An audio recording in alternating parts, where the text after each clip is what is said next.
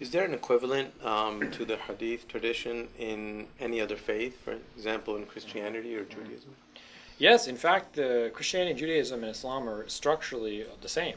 In the For Judaism, the Old Testament, or the five books of Moses, are considered to be the scripture, and these books were then explained through what's called the oral Torah, or the teachings of Moses transmitted orally, which were then eventually set down in writing, almost 1,000 years later, in what's called the Mishnah, and then the commentaries on the Mishnah are the Talmud. So you have the five books of Moses as their scripture, like the Quran, and you have the oral Torah of Moses transmitted and set down eventually by the rabbis, which is the equivalent of sort of hadiths.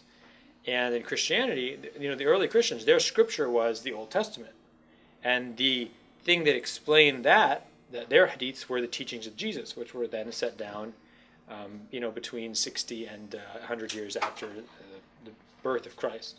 Like the Gospels. Yeah, exactly. So that's exactly. I mean, structurally speaking, both in Christianity, Judaism, and Islam, you have an original written scripture, and then you have a secondary scripture, which is originally transmitted orally and then set down in writing.